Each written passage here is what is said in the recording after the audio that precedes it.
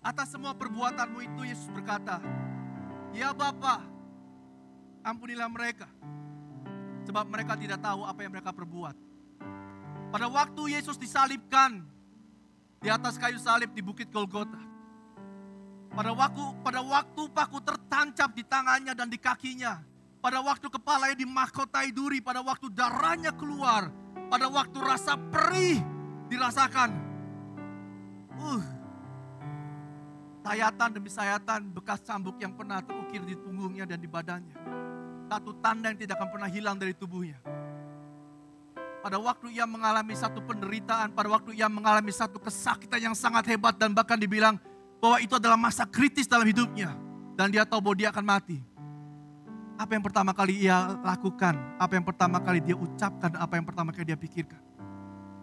Pada waktu tangannya terbentang dari kayu salib, yang pertama kali ia katakan adalah, "Ya Bapa, ampunilah mereka, sebab mereka tidak tahu apa yang mereka perbuat." Siapakah mereka? Saudara, sebelum saya masuk pada siapa mereka, tahukah saudara bahwa pada hari itu, jam 9 pagi Yesus disalibkan. Pada waktu jam 12 siang, hari begitu terik, suasana begitu panas, mencekam, keringat bercucuran, perih yang begitu terasa. Tapi hal yang pertama yang dia lakukan adalah, dia menengadah ke atas, "Bapa, ampunilah mereka." Di Matius 27 ayat 26 sampai 31. Bahwa dikatakan bahwa orang-orang itu mencambuk Yesus. Cambukan demi cambukan yang dilakukan oleh orang-orang para tentara Romawi. Bukan cuma orang yang mencambuk dia, tapi hari itu juga dia diperolok-olok. Bukankah engkau raja orang Yahudi? Engkau yang katanya raja. Kenapa engkau gak bisa membebaskan dirimu sendiri? Bahkan ia dipukulnya, dikasih mahkota duri, dia dipermalukan, ditelanjangi di sana.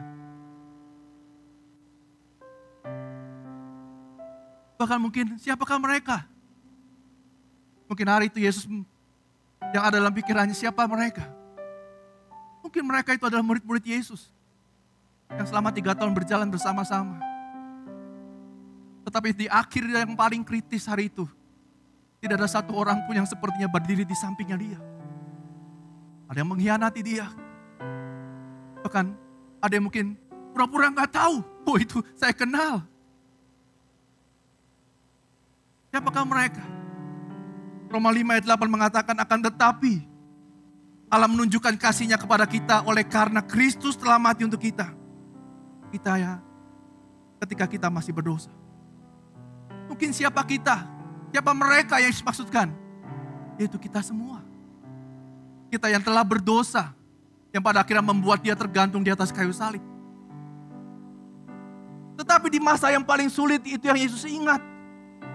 "Bapa, ampuni mereka, karena mereka tidak tahu apa yang mereka telah perbuat."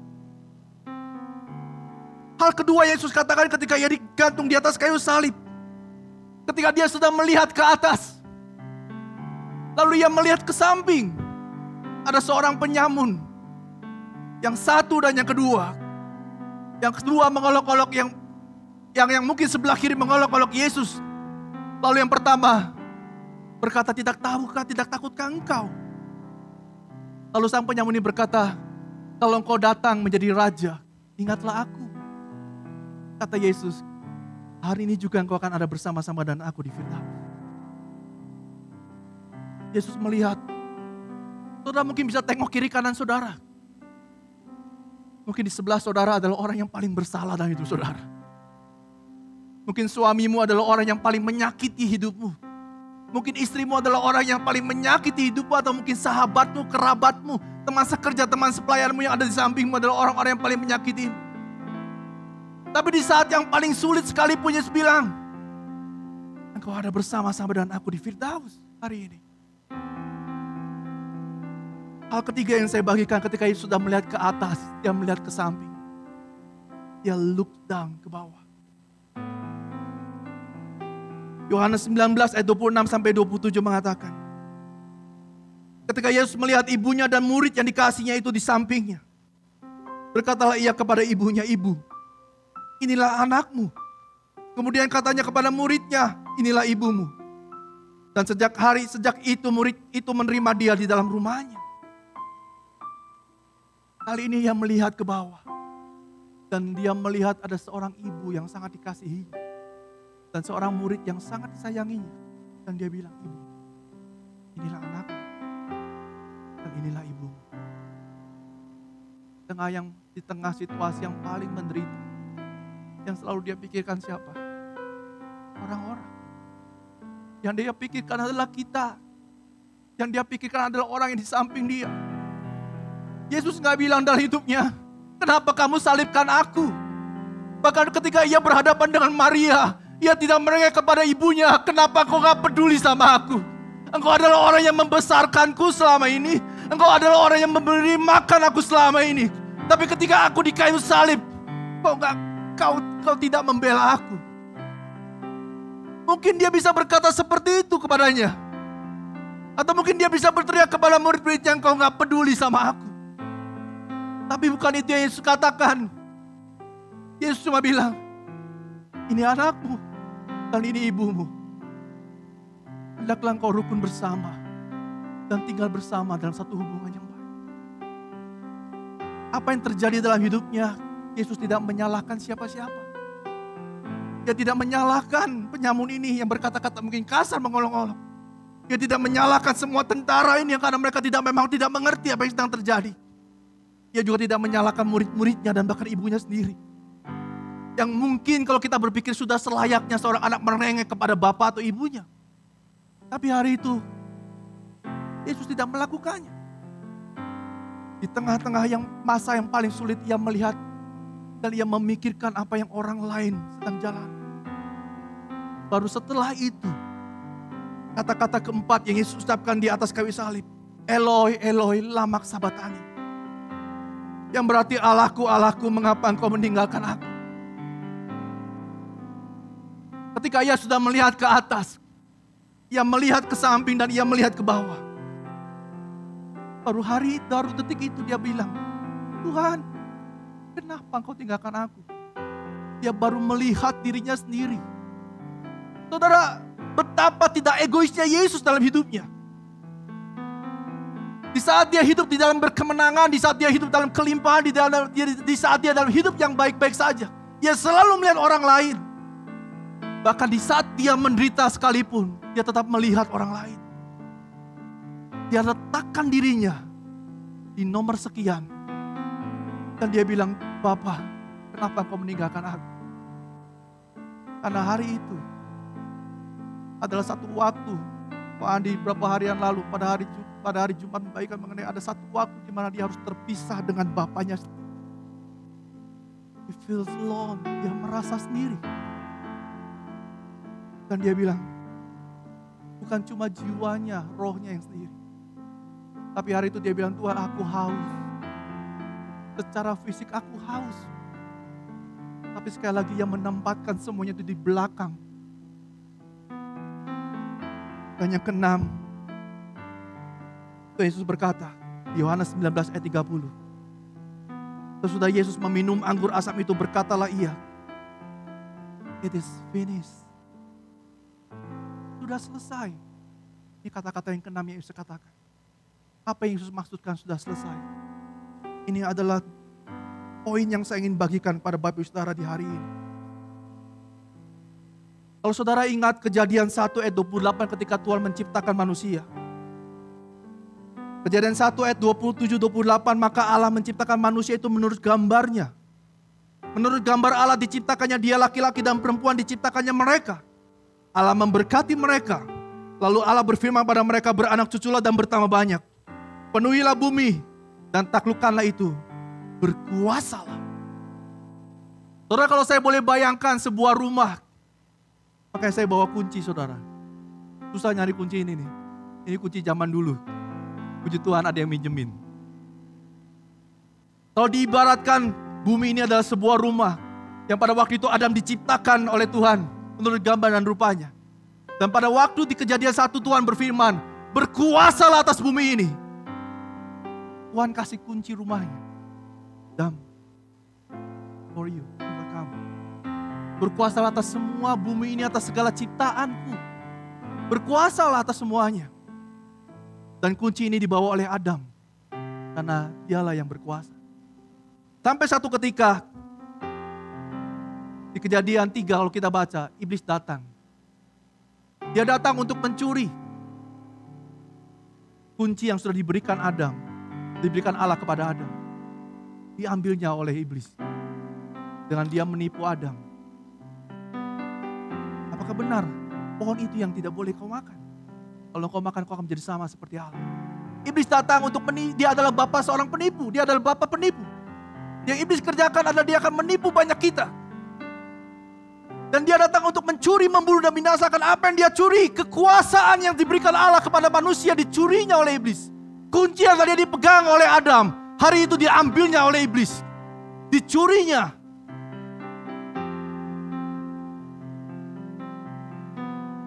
Yohanes 3 ayat 34 sampai 36. Kata Yesus kepada mereka, Aku berkata kepadamu, sesungguhnya setiap orang yang berbuat dosa adalah hamba dosa. Dan hamba tidak tetap tinggal di dalam rumah, tetapi anak tetap tinggal dalam rumah. Jadi apabila anak itu memerdekakan kamu, kamu pun benar merdeka. Jadi sejak kunci ini dicuri oleh iblis, maka manusia tidak lagi berkuasa dalam hidup. Bahkan firman Allah mengatakan bahwa hari itu manusia menjadi hamba dosa. Dia bukan lagi orang merdeka, dia hamba dosa. Bahkan di Lukas 4 ayat 5 sampai 9. Ketika Tuhan Yesus datang ke dunia, dia lahir, lalu dia berpuasa 40 hari lamanya. Lalu suatu hari ia berhadapan dengan iblis. Lukas 4 ayat 5 sampai 9. Kemudian ia membawa Yesus, yaitu iblis, ke suatu tempat yang tinggi. Dan dalam sekejap mata ia memperlihatkan kepadanya semua kerajaan dunia. Kata iblis kepadanya, segala kuasa itu serta kemuliaannya akan kuberikan kepadamu. Sebab semuanya itu telah diserahkan kepadaku. Dan aku memberikannya kepada siapa saja yang kukehendaki. Jadi jikalau engkau menyembah aku, seluruhnya itu akan menjadi milikmu. Tetapi Yesus berkata kepadanya, ada tertulis, engkau harus menyembah kepada Tuhan Allahmu. Dan hanya kepada dia sajalah engkau berbakti. Pada waktu iblis berkata sama Yesus, jikalau engkau sujud menyembah kepadaku, aku akan berikan semua kerajaan dunia ini kepadamu. Iblis gak main-main, saudara. Iblis gak lagi bohongin Yesus. Iblis lagi bicara tentang realitanya bahwa semua kerajaan di dunia ini adalah milik dia. Karena dia sudah merebutnya dari Adam. Dia yang pegang kuasa atas dunia. Kalau saudara berkata bahwa dunia ini sedang berjalan dalam kehancurannya, iya. Bukan karena Tuhan melakukannya, tapi karena kuasanya. Tapi puji Tuhan, di dalam menuju kebinasaan semua ini, Tuhan datang ke dalam dunia untuk menyelamatkan setiap kita yang harusnya binasa. Untuk menyelamatkan dunia ini. Roma 5 ayat 17 mengatakan, sebab jika oleh dosa satu orang maut telah berkuasa oleh satu orang itu, maka lebih benar lagi mereka yang telah menerima kelimpahan kasih karunia dan anugerah kebenaran akan hidup dan berkuasa oleh karena satu orang itu, yaitu Yesus Kristus. Karena dosa Adam, maka semua menuju kepunahannya. Tetapi karena Yesus Kristus, dia mati di atas kayu salib. Dan ketika dia mati dan dia berkata, it's finished. Dia sudah merebut kembali kunci kerajaannya. Itulah sebabnya firman Tuhan mengatakan, kita ini ciptaan baru. Kalau saudara bertanya kenapa Yesus harus datang dalam rupa manusia, because this, karena ini. Karena kerajaan, kuasa yang Allah yang sudah diambil oleh iblis harus direbut kembali. Siapa yang harus merebutnya kembali? Manusia itu sendiri. Tapi manusia yang pertama gagal. Harus ada manusia yang kedua. Tuhan harus turun ke dalam dunia menjadi manusia, mengambil kunci itu sendiri. Matius 28 ayat 18 sampai 20. Yesus mendekati mereka dan berkata, "Kepadaku telah diberikan segala kuasa di surga dan di bumi. Karena itu pergilah, jadikanlah semua bangsa muridku dan baptislah mereka dalam nama Bapa, Anak, dan Roh Kudus. Dan ajarlah mereka melakukan segala sesuatu yang telah kuperintahkan kepadamu. Dan ketahuilah aku menyertai kamu senantiasa sampai kepada akhir zaman." Sekali lagi firman Tuhan berkata, "Kepadaku telah diberikan segala kuasa di surga dan di bumi." Ketika dia turun ke dunia dan dia mati, dia sudah memegang semua kuasa itu. Dan kuasa itu tidak lagi ada di dalam tangan iblis. Kunci kuasa itu, kerajaan itu bukan lagi di tangan iblis. Kerajaan itu sudah datang. Kunci itu sudah diambil. Dan Yesuslah yang memegang kunci kerajaan itu.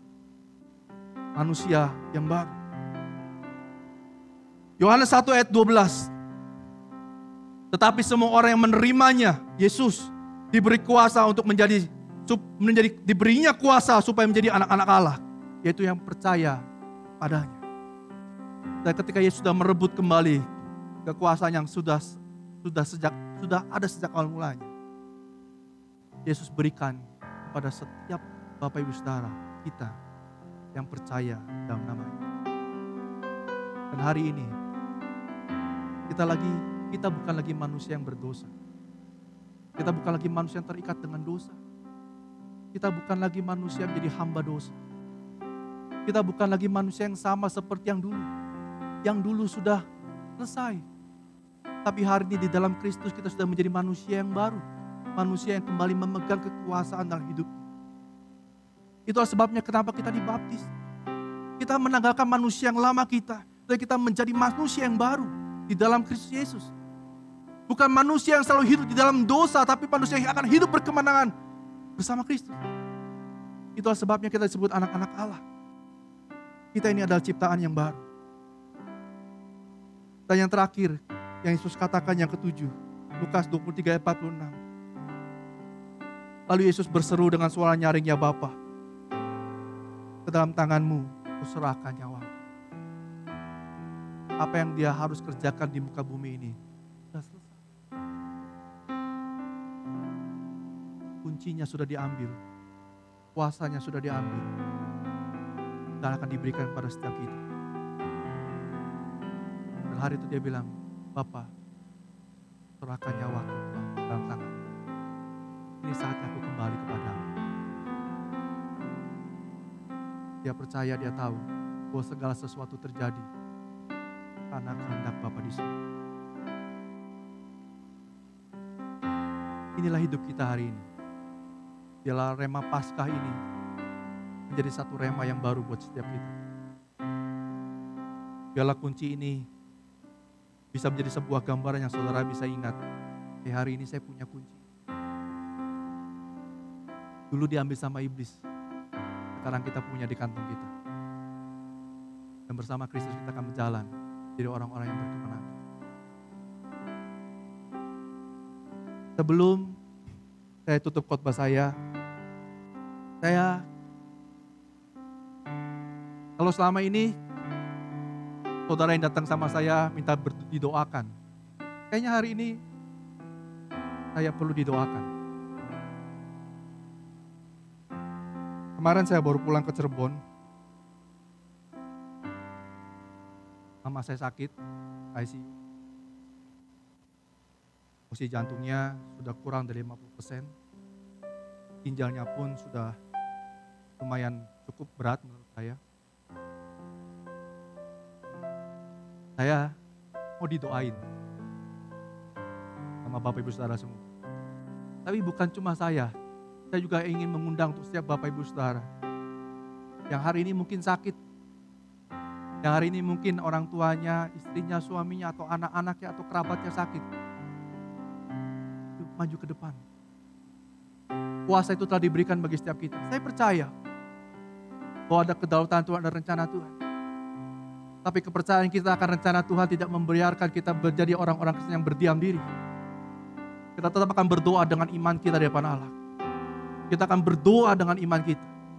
Tapi kita tahu, sama seperti Yesus bilang, "Tuhan, kalau boleh, cawan ini lalu dari hadapanku Tuhan.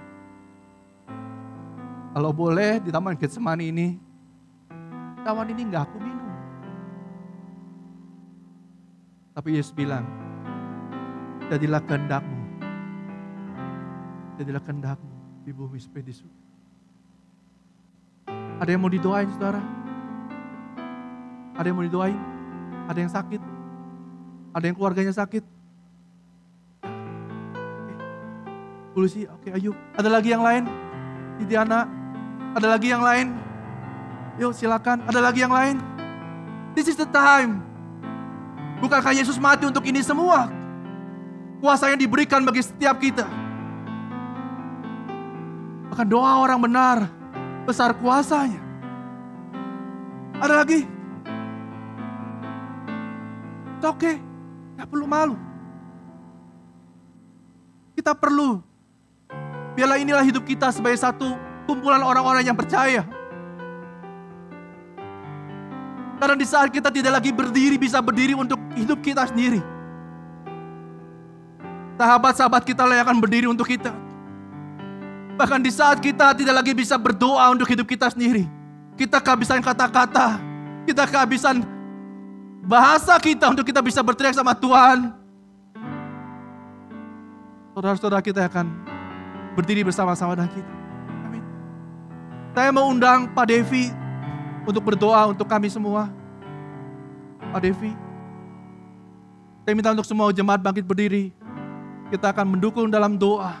Kita akan mensupport satu sama lain.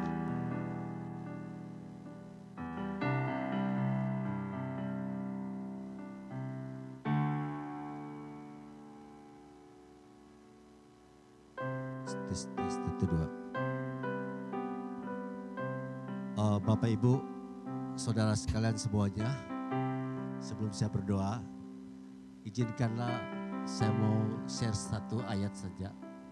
Tolong dinyalain yang salib tadi, di screen salib tadi.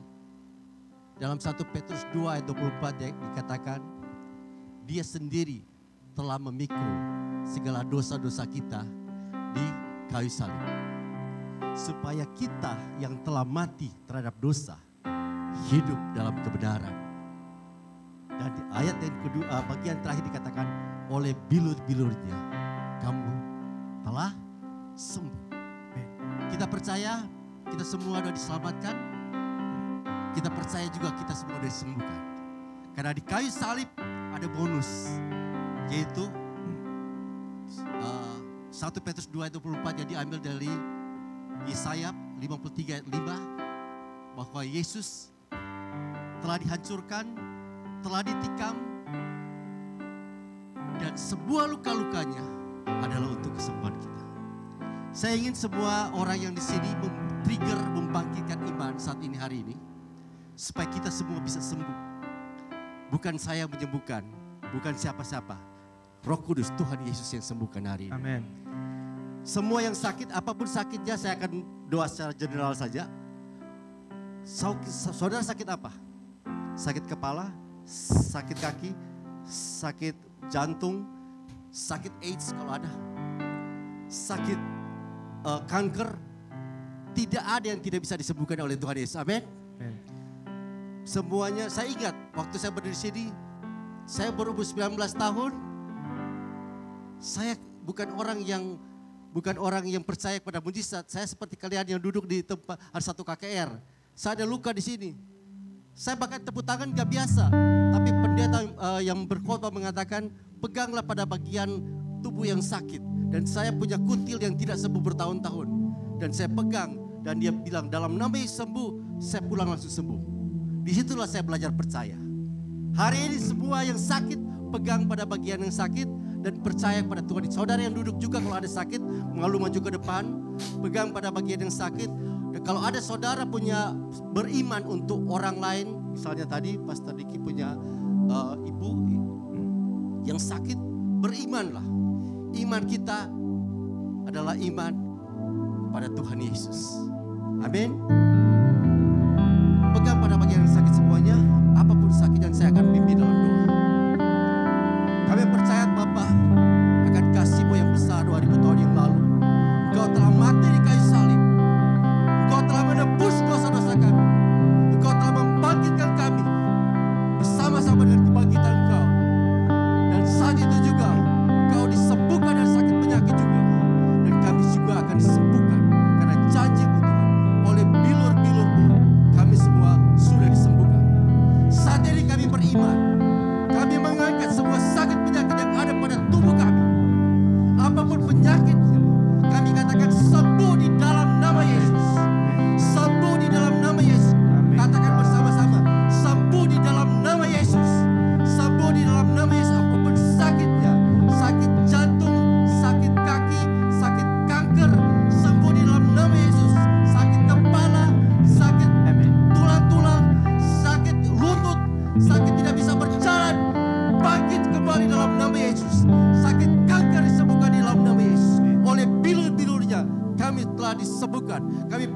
segala kutuk-kutuk penyakit yang ada dalam keluarga kami. Kami katakan sembuhan di dalam nama Yesus. Amin. Mari semua katakan amin. Amin.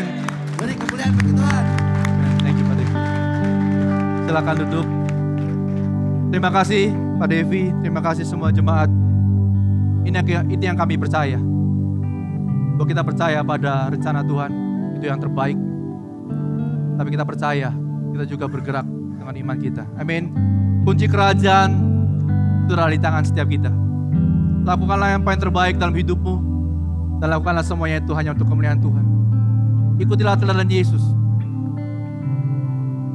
Lihatlah ke atas. Lihatlah ke samping. Lihatlah ke bawah. Dan after semuanya itu, baru kita lihat diri sendiri. Sehingga kita menjadi orang-orang yang tidak self-centered. Tapi kita menjadi orang-orang yang bisa other-centered. Baru setelah itu hidup kita. Kasihilah sesama manusia. Seperti engkau mengasihi dirimu sendiri. Amin. Tuhan berkati.